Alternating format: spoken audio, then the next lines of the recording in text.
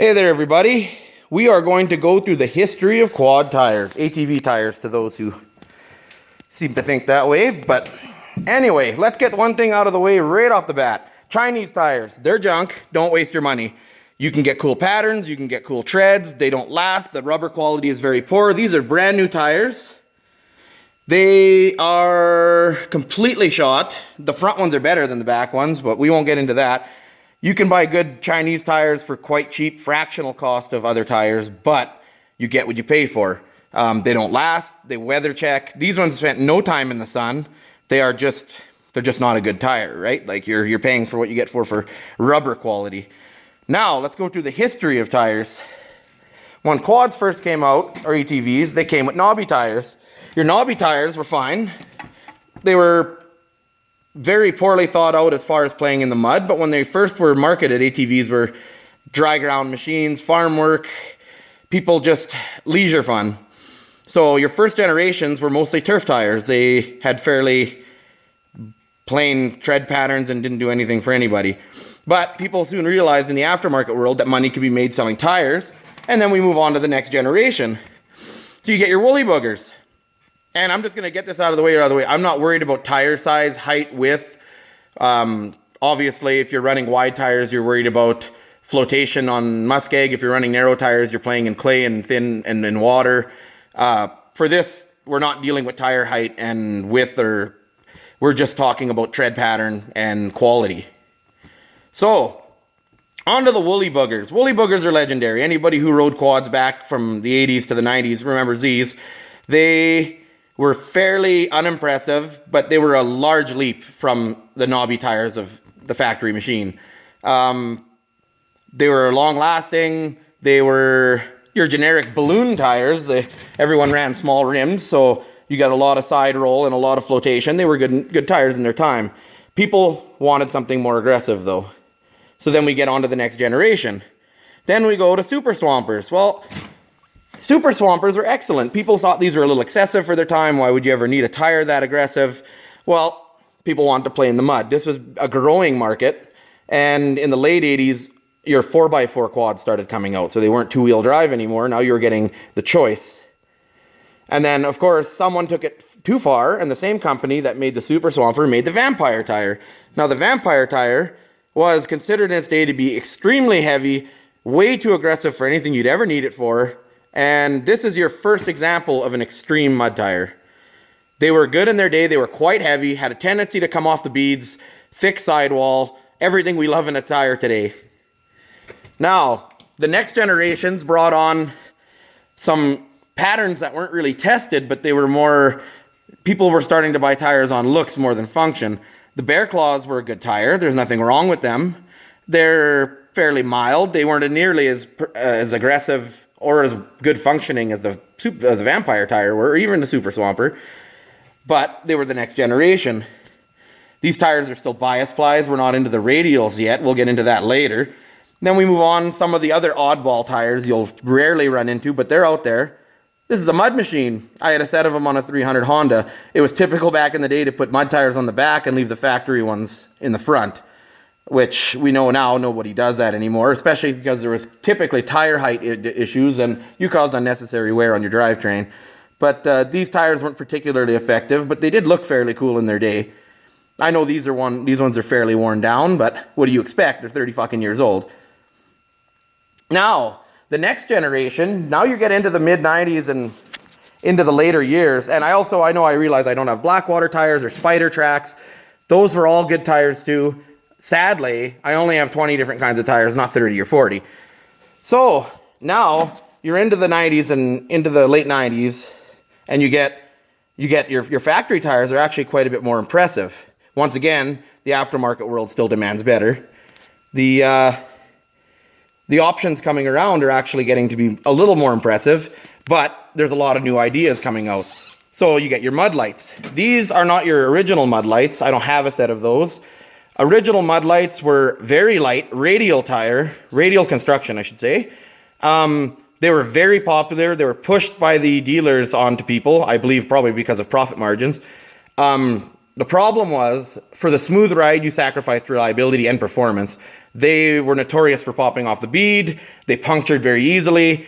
The next generation of the mud lights, there were swamp lights. They were all right. They were a step ahead. And now we have these XTRs. They were a step ahead of that. But once again, they still had a tendency to come off the beads, and overall were not the most impressive tire in the mud. For people who weren't interested in playing in always mud and wanted a good all-around tire, anybody who has a Razor will know that these things came factory on a lot of them, Bighorns. These are a very, very good all-around tire. If someone was looking for an all-around tire that wasn't interested in just playing in the mud, they wanted a long-lasting, durable, high-mileage tire with good puncture resistance and reliability, this would be the tire I would suggest. Now, they're everywhere. They're cheap. You can buy them online. You can buy them used. They're available in every size combination. They're phenomenal. No complaints. I'm a big fan of Maxxis. Everything Maxxis makes is great. On to the next ones. Mud Bugs. Mud Bugs were your favorite mud tire before what we call extreme mud tires came out.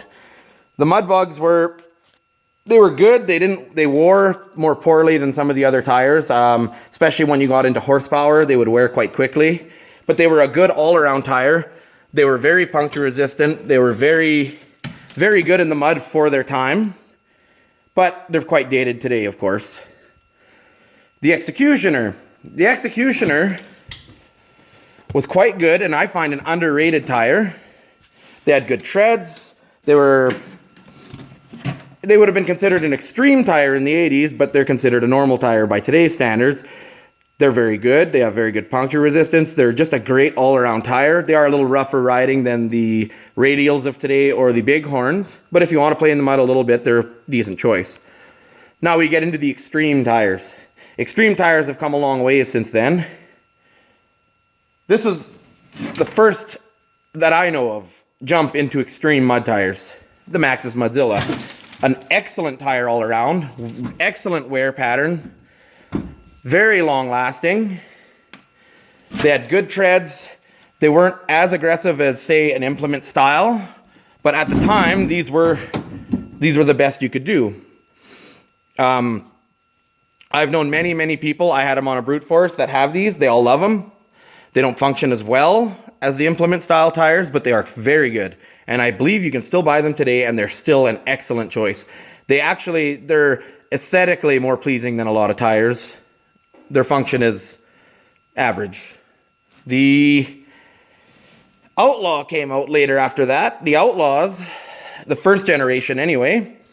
We're not going to get into the second and third generations, but the first generation was king of the hill for a long time.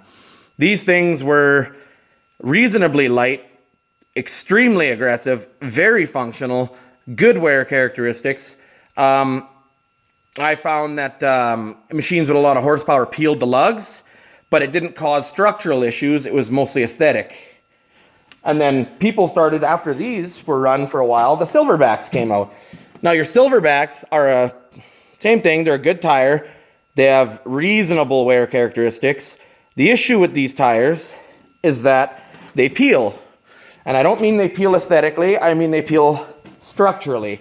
So under horsepower, high horsepower, you tend to peel the lugs and begin to have leaks where the lug meets the tire. I have heard, but I'm not confirmed, that the lugs are added on.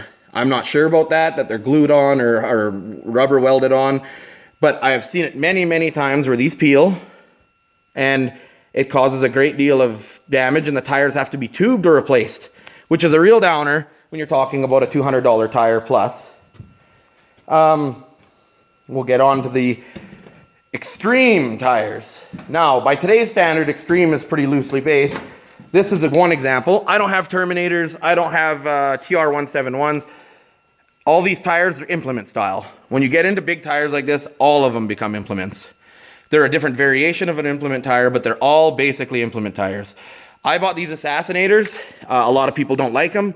They say they're excessive. They are a bit heavy, but their wear characteristics are absolutely phenomenal. The best I've seen yet.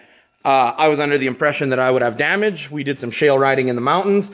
I have visually no wear, zero after shale rock in the mountains. Blown away by their durability. Their function is absolutely impeccable. Thought they wouldn't be that spectacular in the muskeg. Phenomenal performance. Downside is ride quality with any implement. They have a bit of center lug, but once again, you get what you ask for. You can also go with black mambas. They're the heaviest. The black mambas and the juggernauts are extremely heavy. The juggernauts have terrible reputation for wear. The black mambas are extremely heavy and extremely cause extreme wear on the drivetrain. I've seen this personally. I had a set before these.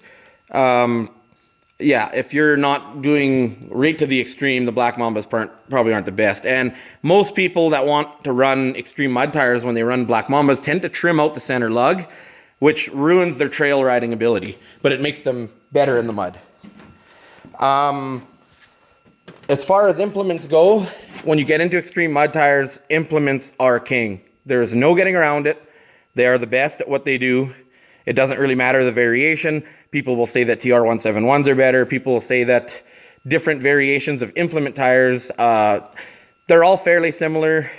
It's what you can get them for what price. To my understanding, the TR171s are quite inexpensive. These Assassinators are a little pricier, but I am not at all disappointed in their performance. That being said, if you think I'm a fucking idiot, feel free to tell me I'm a fucking idiot. I'm pretty open-minded when it comes to that. I'm used to being called an idiot. I'm a mechanic.